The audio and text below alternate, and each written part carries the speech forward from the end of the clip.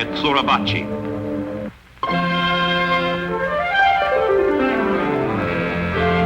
Tokyo, spring 1945. One of the great cities of the world becomes one of the great battlefields of the world. Center and soul of the Japanese war effort, Tokyo is objective number one for strategic air attack by the Allies. From the far-off Marianas, from Guam, from Saipan, from Tinian, come the B-29s, bringing war to the makers of war.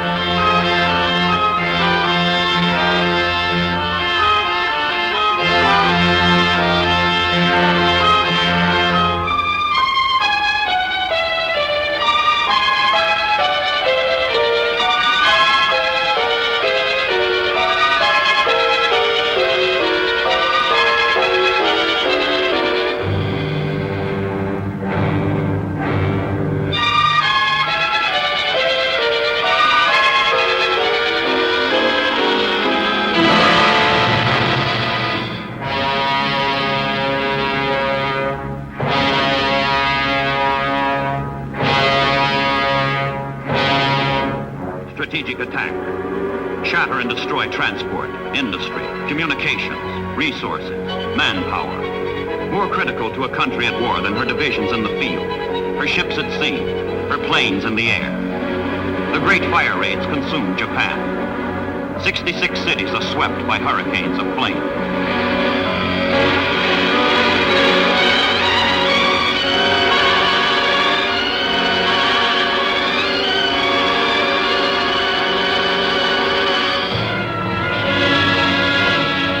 Long-range fighters from Iwo Jima, rough, tough Mustangs, protect the superforts on their incessant sweeps over Japan, and scourge and strafe as they come and go. Fighters and bombers together destroy 51% of Tokyo, 44% of Yokohama, 26% of Osaka. City after city, raid after raid.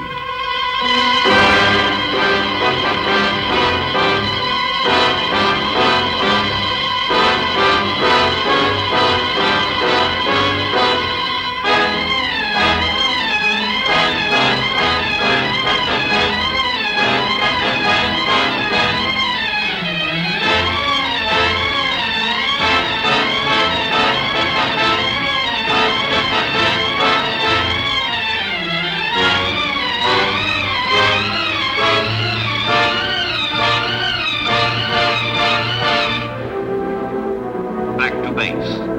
1,400 miles from Tokyo to the Marianas. A distance that would mean death for the cripples, were it not for the emergency landing strip on Iwo Jima. Without a haven midway, without the protection of the fighters to beat off the Japanese, the raids would be impossible.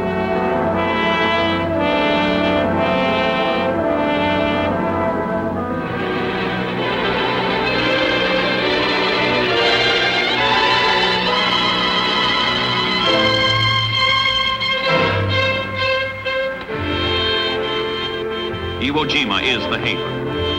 B-29s wounded over Japan come limping in to safety, to refuge. Before the war is done, 25,000 American airmen will owe their lives to Iwo Jima. And in the shadow of Mount Suribachi are based the rough, tough Mustangs that guard the bombers on their way to Tokyo. Iwo Jima, the indispensable island. But before Iwo Jima, over the limitless wastes of the Pacific, on 100 islands behind Iwo, a different war had to be waged before Iwo could be reached. The campaign of staging and supply in a twilight zone which was neither combat nor peace. Only a fraction of the millions in uniform ever fired a shot in anger. For them, World War II was routine monotony from morning till night. Day in and day out, week in and week out, month in and month out, year in and year out.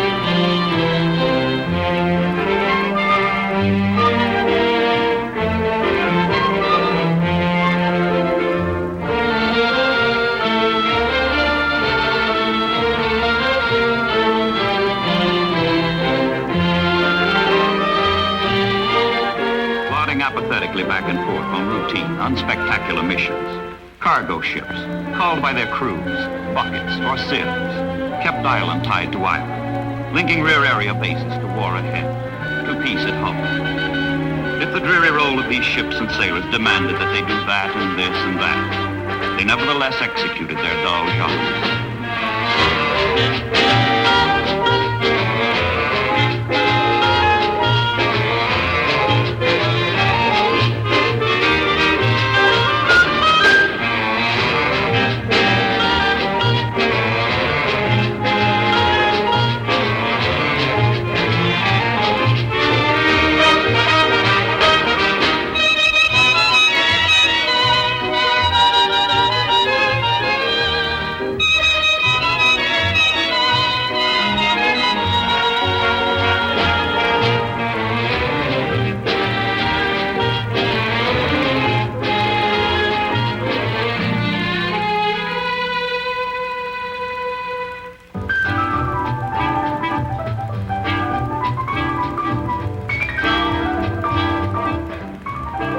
Sea Islands. Exotic, magic, fragrant. Land of mystery and romance. Ulithi and Majuro. Los Negros and Marmak. Funafuti and Numi. Tonga Tabu and Ifati. But when the GIs arrived, the islands became something else again. A land of horseshoes and horseplay. Beer and baseball. Jive and jazz.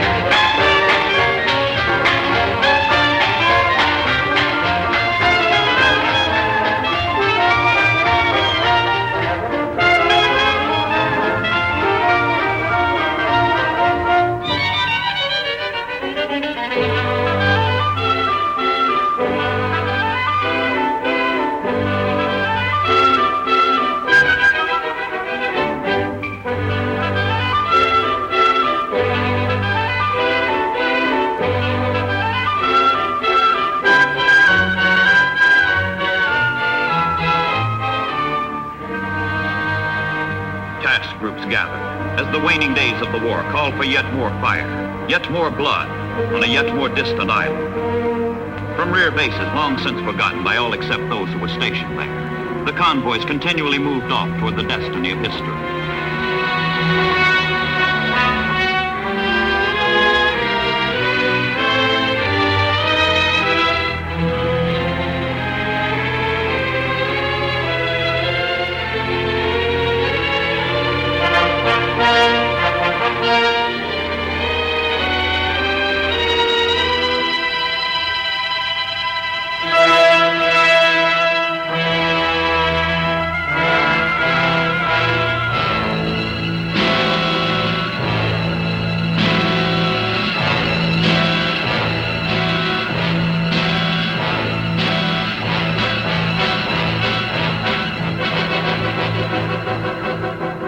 Not all the battles in the Pacific were fought against the Japanese.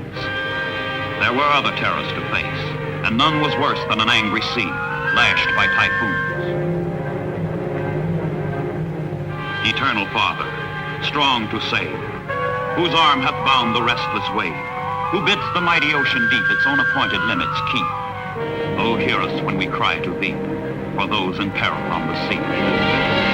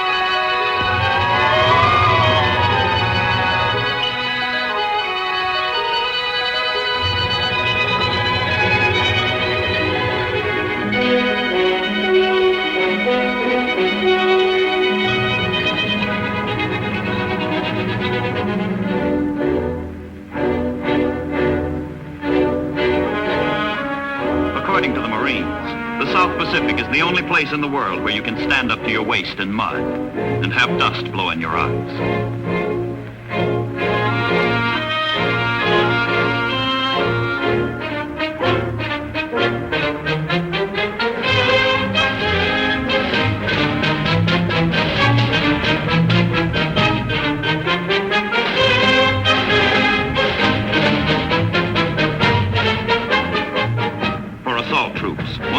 Always certain. However bad any given island may have been, the next was sure to be worse.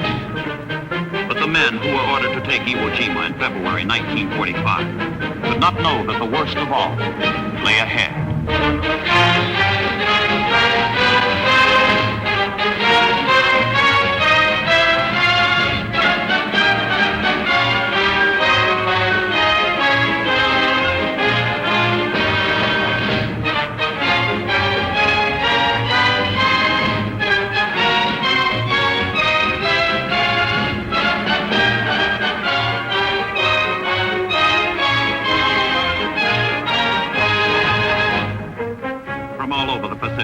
The ships converged on Iwo Jima. The voyage was long, tedious, interminable. The men relaxed and waited, as best they knew how.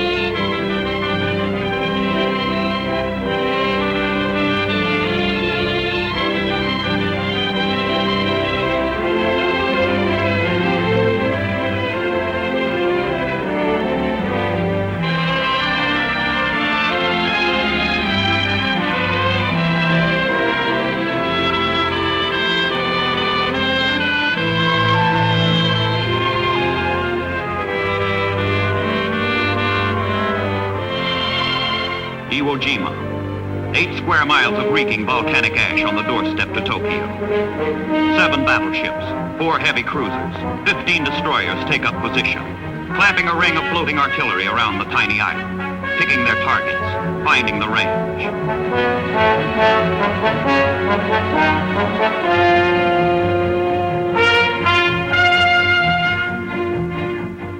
February 1945. All the guns and all the ships prepare for 72 hours of furious, continuous, unbroken barrage. The most concentrated naval bombardment of World War II.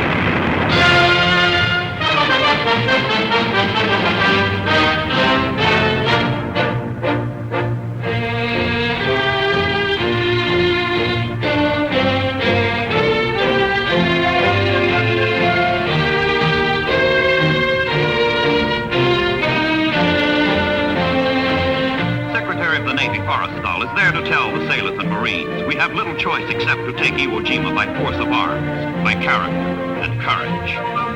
There is no room for surprise and maneuver, only headlong assault. Ashore, 23,000 Japanese soldiers are dug deep in the most formidable defenses the Marines have ever encountered. The island is a solid mass of underground fortifications, impregnable against bombardment. They can be destroyed only by force of arms, by character and courage.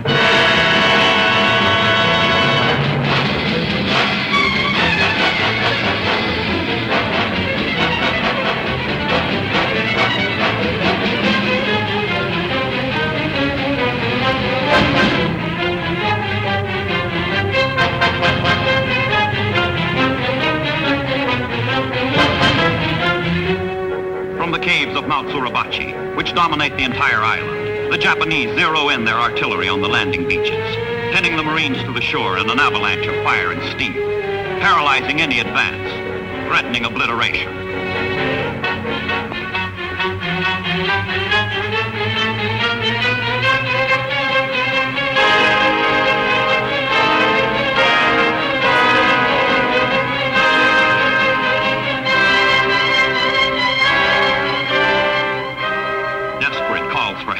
For support, go out to the carriers offshore. In combat information centers, all available planes and pilots are prepared to answer the pleas from a beachhead in hell. Winged sailors fly to the aid of earthbound Marines.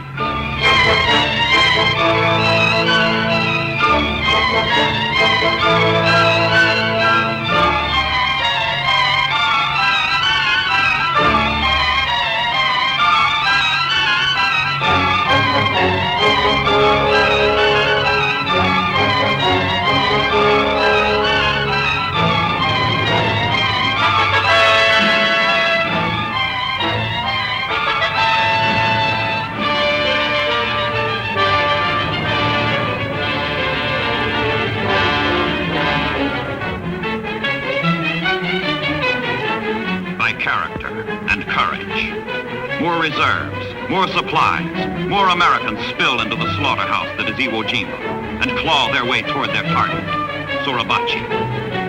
While the mountain remains Japanese, the island remains invincible. 5,000 American Marines will die before Iwo Jima falls. But in the bloody bookkeeping of war, the price will be balanced by the 25,000 American airmen whose lives the island will save.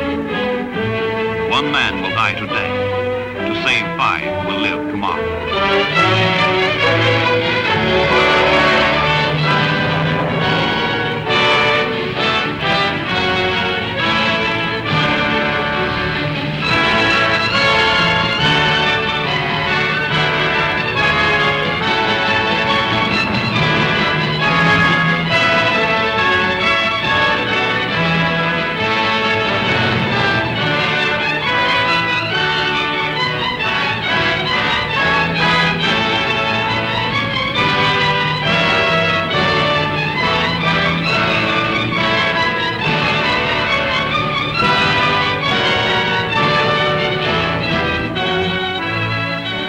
556 feet, Suribachi towers above the island of Iwo Jima. 556 feet, the Marines fight their way upward. 556 feet from disaster to victory.